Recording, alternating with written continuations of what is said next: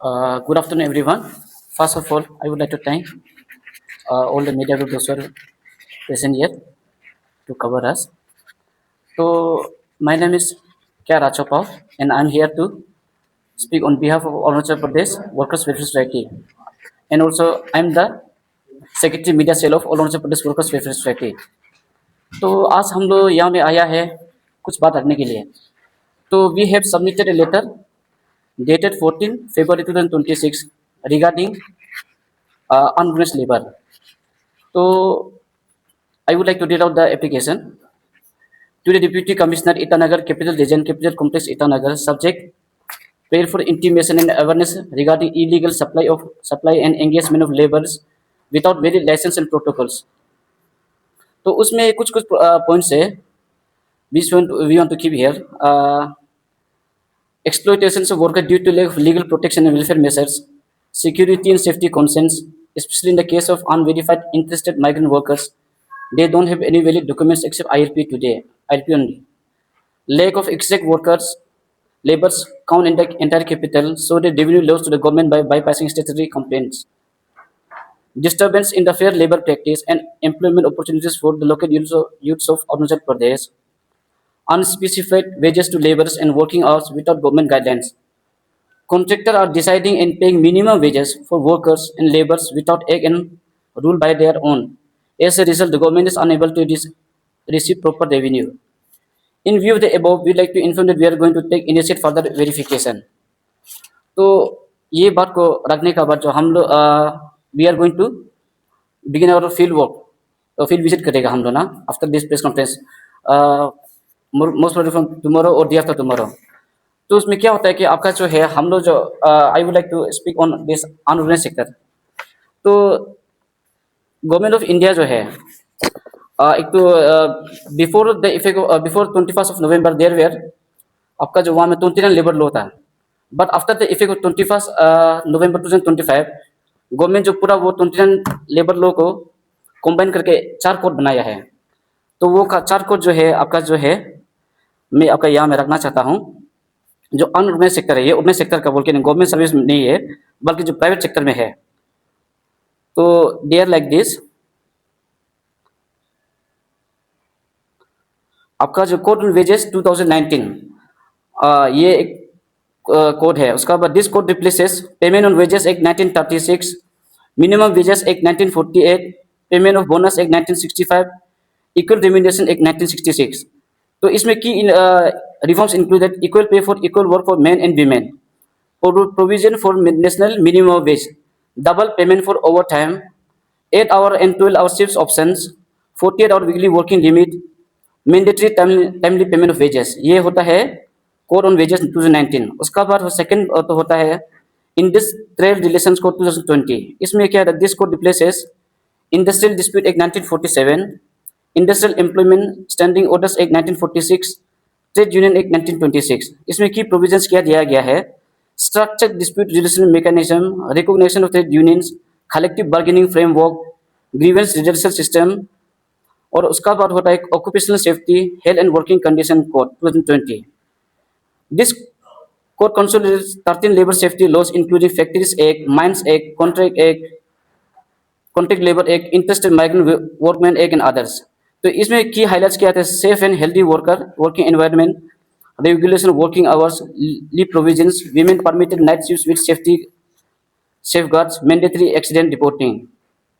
उसका बाद last but not the least, it is the fourth code on social security.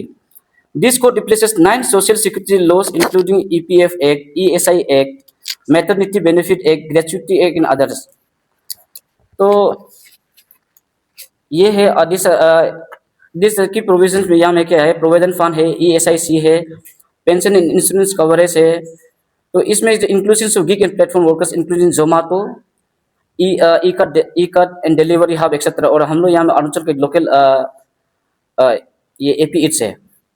तो ये सब है maternity benefits, gratuity provisions, annual health checkup for workers above 40 years, single registration and pan India licence system. तो this codes came into effect on 21 November 2025 and it's implemented all over India. तो अपना अपना state का भी अपना अपना law होता है.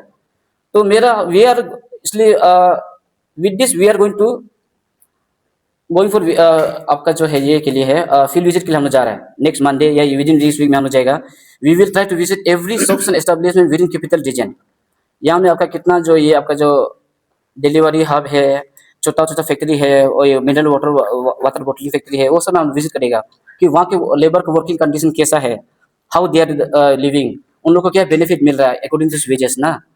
और और एक इम्पोर्टेंट ये हाईलाइट ये है कि हम लोग यहाँ में क्या हो गया कि आपका जो है कॉन्ट्रैक्ट लेबर एक्ट, यहाँ में अभी अरुणाचल में कॉन्ट्रैक्ट लेबर एक्ट में क्या एक तो प्रॉब्लम हो रहा है देखा जाने में क्या है कि आपका जो है यहाँ में बहुत सारा हम लोग का लोकल लड़का के पास लाइसेंस है, मतलब जो ये आपका जो डिप्लोमा और डिग्री किया वाला बीटेक में सिविल इंजीनियरिंग किया वाला है उनका पास ये जो है कॉन्ट्रैक्ट लाइसेंस है, लेकिन they are not getting any benefits. क्योंकि आपका जो यहाँ में जितना भी लेबर जो लेकर आ रहा है वो आसाम से कोई यहाँ में ये आपका जो ऐसे एक्सपीरियंस उनका कोई आईटी सर्टिफिकेट नहीं है, लेकिन हम ठेकेदार है बोलकर वो लोग यहाँ बहुत सारे बिल्डिंग प्राइवेट बिल्डिंग या जितना गवर्नमेंट कंस्ट्रक्शन साइड में है वो लोग जो है लेबर सप्लाई करता है without any licence and there also without any proper आपका जो वेरिफिकेशन, पुलिस वेरिफिकेशन लेता ही नहीं है. वो लोग क्या करता है कि वहाँ कोर्ट में आपका जो गेट में जाता है इधर किसी का नाम को लेकर पीछे से या तो गेट को कोई अलग जगह से बाईपास करता है या तो पुलिस को थोड़ा मिनिमम विजेस देकर घुस जाता है. तो उनका पास क्या होता है कि प्रॉपर आईएलपी नहीं होता है और प्रॉपर लीगल गार्जियनशिप नहीं होता है. सबसे इंपॉर्टेंट इशू है यहाँ में अरुणाचल में बाहर का आदमी काम करने के लिए किसका घर में रहता है उसका एक लीगल गार्जियनशिप होता है परमानेंट वर्किंग लाइसेंस के लिए. लेकिन यहाँ में क्या करता है वो दिहाड़ी मजदूर जो है यहाँ में मतलब टेम्पोररी इनर परमिट लेकर आता है लेकिन ये परमानेंट पे जाता है. आप आए दिन देखते रहता होगा यहाँ में आपका जो है हम लोग गंगा आकाशदीप का बगल में हो गया, नालागढ़ में ट्रिम्स जी एक्सटेंशन का अंदर में हो गया, न्यूजुली में हो गया, डेली आपका थाउजेंड लेबर सुबह खड़ाता है आपको जो काम के लिए. ये लेबर कहाँ से आता है, who give authority to stay here, और वो लोग का इनर परमिट लोग का लीगल गार्जियन कौन है, उन लोग के पास क्या वेरिफिकेशन है. तो ऐसा करके आपका जो है कॉन्ट्रैक्ट लेबर एक 1970 जो ये कहता है एनी ऑर्गेनाइजेशन कोई भी कॉन्ट्रैक्ट हो कोई भी फर्म होगा जिसका पास 20 और मोर लेबर इंक्लूड करता है उनका पास लेबर लाइसेंस होना पड़ेगा. Without labour licence you can not keep 20 workers. लेकिन यहाँ में ऐसा हो रहा है तो वो लोग वहाँ से लेकर आता है और और उसका बाद वो लोग ये इसको भी फॉलो नहीं करता. क्या आता है ये interested migrant workman regulation and employment condition of service act 1979, इसका मतलब इस एक उल्लंघन करता है. They do not respect this one ना. ऐसा करके यहाँ में आज दिन बहुत ज़्यादा हो रहा है और हम लोग का लोकल लड़का को यहाँ कुछ एम्प्लॉयमेंट अपॉर्चुनिटी नहीं मिल रहा है.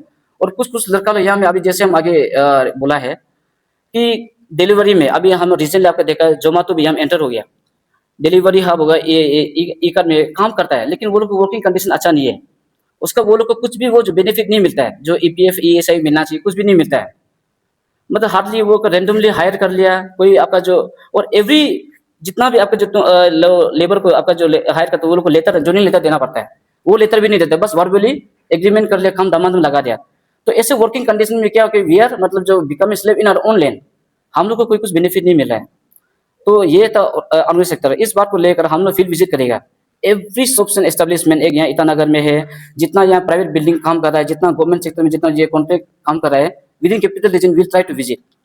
After capital we will further go for आपका जो है स्टेट और स्टेट में भी जाएगा क्योंकि यहाँ में आपका एनएसडीपीसीएल आ रहा है, national highway authority of India है, वहाँ बहुत सारा काम हो रहा है. वहाँ में हम लोग का आदमी को लेबर नहीं मिल रहा है लेकिन बाहर से दमादम लेकर आता है विदाउट एनी प्रॉपर वेरिफिकेशन. तो इस चीज़ को हम लोग लेके हम लोग यहाँ अपना बात रखने आए हैं.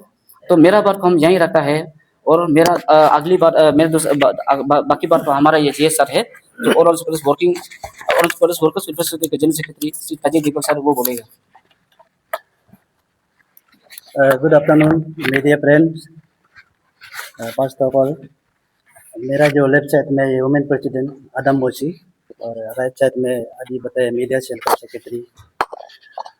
All Arunachal Pradesh water welfare society ने ये अरुणाचल प्रेस क्लब में प्रेस ब्रीफ करने के लिए इसलिए आया है कि कुछ 2-3 वर्कर के हित का मुद्दा को लेकर 2-3 पॉइंट लेकर आया है. तो अभी मेरा जो मीडिया सेल ने बता दिया जो अनऑर्गेनाइज्ड सेक्टर का, तो मेरा जो पॉइंट जो लेकर आया है, जो फर्स्ट पॉइंट है जो अभी सरकार ने हम लोग का जो मजदूर को 60 ईयर्स जो हो गया उसका एज उम्र हो गया उसको सरकार ने रिटायरमेंट दे दिया. तो लास्ट 28 फरवरी 2025 को उनको रिटायरमेंट दे दिया. 3 लाख साथ में देगा बोल के रिटायरमेंट तो दे दिया. तो अभी 1 साल हो गया रिटायरमेंट का पैसा मिला ही नहीं उन लोग को जिनको रिटायरमेंट किया है.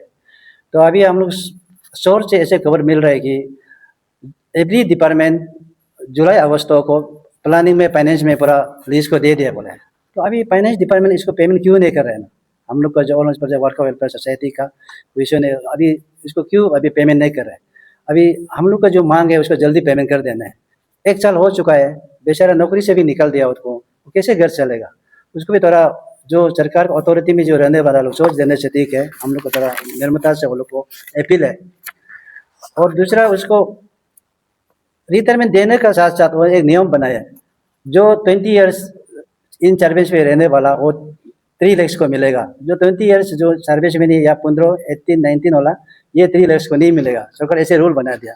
जो भी 20 इयर्स नहीं वाला रिटायरमेंट चला गया लेकिन वो लोग को मिल रहा नहीं है।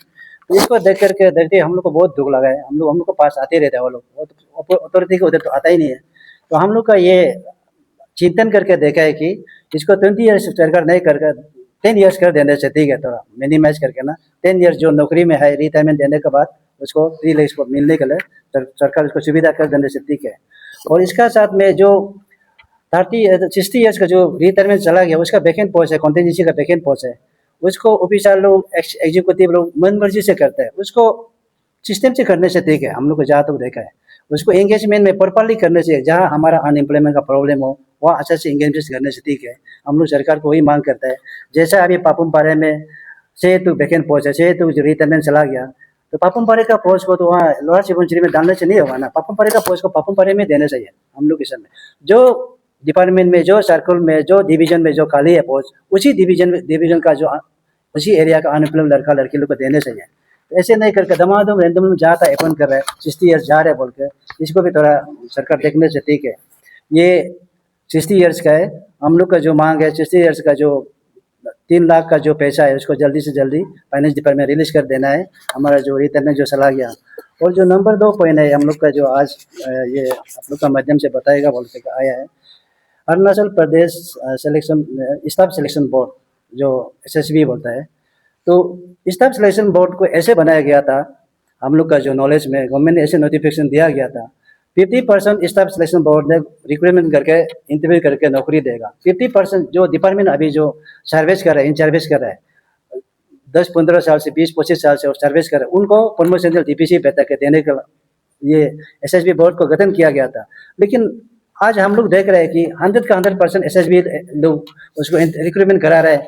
तो ये भी तो ठीक नहीं है। तब तो 25-30 ईयर्स वो डिपार्टमेंट में काम करने वाले वो लोग को क्या करेगा? वो लोग तो अभी का जो BA में पढ़ने वाला लोग कम्पीट नहीं कर सकता है। तो लास्टली हम लोग के पास में भी रो करके आया है। हमारा पावर डिपार्टमेंट का 3 तो स्टाफ SSB लोग ये इंटरव्यू कॉन्टैक्ट किया था ये दरानातू कॉलेज में। 3 मेरा जो स्टाफ जाकर वहाँ बैठे दिन भर हॉल में बैठ करके ऐसे निकल आ गया, उनको नौकरी मिला नहीं। उसके लिए हम सरकार इसको 100% ले रहा था। डे 1 से हम लोग बोला कि 50-50% करो। 50% सरकार अपन जैसे डिपार्टमेंट में 10 पोस्ट क्रिएट किया है, 10 पोस्ट है, 5 पोस्ट को वहाँ SSB में दे देगा डिपार्टमेंट, 5 पोस्ट को डिपार्टमेंट ने ये करेगा, ये प्रमोशन देने के लिए हम लोग शुरू भी किया था। तो बीच में क्या हिसाब से अभी SSB पूरा ले रहे, इसको भी SSB और डिपार्टमेंट क्लियर कर 50-50 करने से ठीक है। ये हम लोग का जो online project worker welfare society का हम लोग का मांग है। तो और दूसरा है कि अभी ये LDC UDC हो गया, PA हो गया, जो डीलिंग जो ऑफिसर हो गया, जो कॉन्टीजेंसी में है, खास करके ये सेक्रेटरीट में पूरा ऑफिसर का काम को फाइल को पूरा करता है। लेकिन वो लोग को भी इंटरव्यू में बुला के मिलने वाला मिलता है, नहीं मिलने वाला वही पढ़ा रह जाता है। वो लोग पूरा फाइल को सिस्टम को मालूम है, ऑफिसर को क्या करना है, स्किल पूरा मालूम है। तो वो ये सब लोग को भी प्रमोशन बेसिस में 6 महीना में जो गवर्नमेंट ऑफ अरुणाचल प्रदेश 2010-11 में तो नोटिफिकेशन निकला था, 6 महीना में एवरी डिपार्टमेंट DPC बैठना है, बैठ करके अपने डिपार्टमेंट का पोस्ट जो खाली है उसको वही डिपार्टमेंट का जो स्टाफ लोग को सीनियरिटी बेसिस में उसको ये करना है, प्रमोशन देना है। तो जूनियर आते जाना है, ऐसे करके बोला था। अभी वो भी नहीं हो रहा है। हम लोग का ये सरकार को ये मांग है कि ये सेक्रेटरी जो डिपार्टमेंट में सेक्रेटरी में जो स्टाफ है वो तो सुबह से रात 5 बजे तक काम करता है, पूरा ऑफिस का पूरा एवरीथिंग ऑफिस का फाइल को पूरा वही करता है। तो उसको भी इंटरव्यू में नहीं बुला कर प्रमोशन बेसिस में जो 6 महीना DPC सीनियरिटी में देते जाने से भी अच्छा लगे।